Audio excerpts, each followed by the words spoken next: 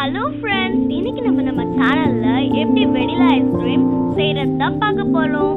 வாங்க வீடியோக்குள்ள போகலாம். இப்போ நம்ம பாலை காய்ச்சி எடுத்துக்கலாம்.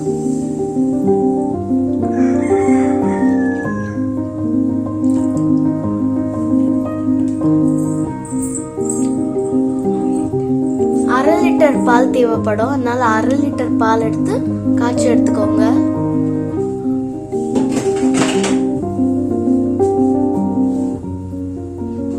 இப்போ நம்ம காய்ச்சி ஆற வச்ச பால்ல 2 ஸ்பூன் கார்ன்ஃப்ளவர் மாவு ஆட் பண்ணிக்கலாம்.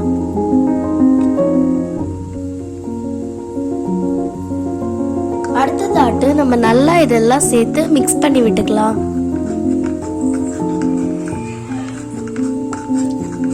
உங்ககிட்ட கார்ன்ஃப்ளவர் மாவு இல்லைன்னா நீங்க கோதுமை மாவு அல்லது அரிசி மாவு கூட எடுத்துக்கலாம் ஃப்ரெண்ட்ஸ், ஆப்ஷனல் தான். இப்ப நம்ம கட்டிகளே இல்லாம நல்லா கலந்தெடுத்தாச்சு. இதுக்கு கூட இனிமேட் நம்ம சீனி ஆட் பண்ணிக்கலாம். பாத்தீங்களா ஃப்ரெண்ட்ஸ், நல்லா பால் கொதிச்சிடுச்சு. இனி இதுலதான் நம்ம சீனி சர்க்கரை 1 கப் சர்க்கரையை நம்ம இதுலதான் ஆட் பண்ணிக்கணும்.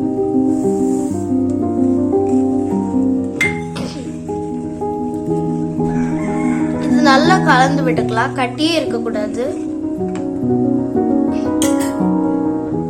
இப்ப நம்ம கார்ன்ஃப்ளவர் கூட மிக்ஸ் பண்ணி வச்சிருந்தா அந்த காய்ச்ச பாலையும் இது கூட சேர்த்துக்கலாம். கொஞ்சம் கொஞ்சமா மெல்ல சேர்த்துக்கோங்க.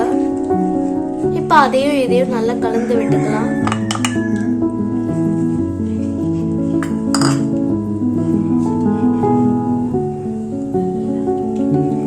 நல்லா கிண்டிட்டே இருக்கணும்,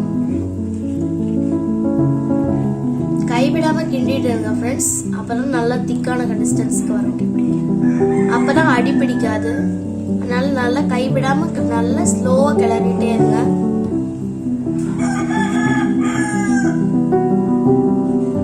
கொஞ்சம் திக்கான கன்சிஸ்டன்சி வரும்போது நம்ம ஆஃப் பண்ணிக்கலாம் ஃப்ரெண்ட்ஸ். இந்த மாதிரி கன்சிஸ்டன்சி வரணும். பாத்தீங்களா, ரொம்ப திக்காயிடுச்சுல, கொஞ்சம் தான் திக்கா இருக்கு. இப்பவே நம்ம ஆஃப் பண்ணிக்கலாம். இனி இதை நம்ம நல்லா ஆற விட்டுக்கலாம் ஃப்ரெண்ட்ஸ். இது ஆறினதுக்கு அப்புறமாட்டு நம்ம இதை மிக்ஸி ஜார்ல அரைச்சு எடுத்துக்கலாம் ஃப்ரெண்ட்ஸ். நம்ம இதை ஆற வைக்கிறதுக்கு முன்னாடி அரை ஸ்பூன் வெனிலா எசன்ஸ் சேர்த்துக்கலாம். வெனிலா எசன்ஸ் இல்லை அப்படின்னா 2 ஏலக்காவை தட்டிக்கோங்க, அப்பவும் வாசனையா தான் இருக்கும். வெனிலா எசன்ஸ் சேர்த்தா நம்ம ஐஸ்கிரீமுக்கு நல்லா ஃப்ளேவர் கொடுக்கும். இப்போ நம்ம இதை ஆற விட்டுக்கலாம். இப்போ நம்ம ஆற வச்ச பாலை மிக்ஸி ஜார்ல போட்டு அரைச்சு எடுத்துக்கலாம்.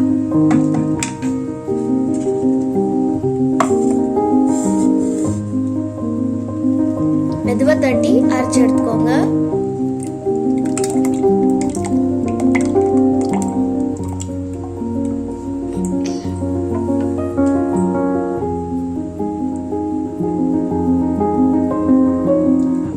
கொஞ்சம் கொஞ்சமா அரைச்சு எடுத்துக்கலாம். பாத்தீங்களா ஃப்ரெண்ட்ஸ், இப்ப நம்ம நல்லா அரைச்சு எடுத்தாச்சு. இனி இதை நம்ம ஒரு டிஷ்ல டிரான்ஸ்ஃபர் பண்ணிக்கலாம், அதாவது ஒரு டிஷ்ல போட்டு வச்சுக்கலாம்.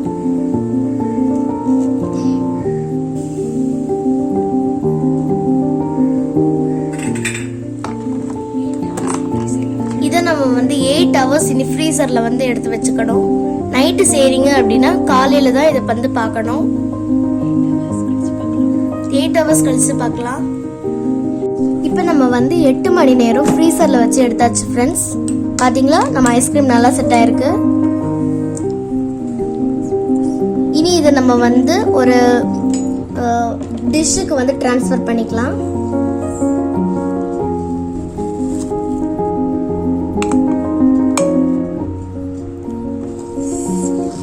இன்னும் கொஞ்ச நேரம் கூட நீங்க மெல்ட் ஆக விட்டு ஃப்ரீசர்ல வச்சு எடுத்துக்கலாம். அப்ப இன்னும் நல்லா திக்கா வரும்.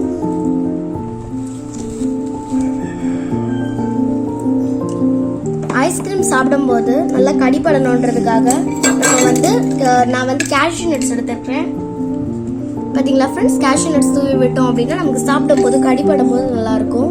அதனால கேஷ்யூ நட்ஸ் இருந்தா நீங்க எந்த நட்ஸ் இருந்தாலும் தூவி விட்டுக்கோங்க. பாதாம் அந்த மாதிரி ஏதாவது இருந்துச்சுனாலும் தூவி விட்டுக்கோங்க.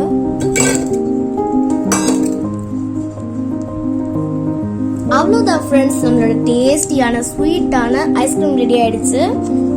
இந்த வீடியோ பிடிச்சிருச்சுன்னா மறக்காம சப்ஸ்கிரைப் பண்ணிடுங்க ஃப்ரெண்ட்ஸ். தேங்க்யூ.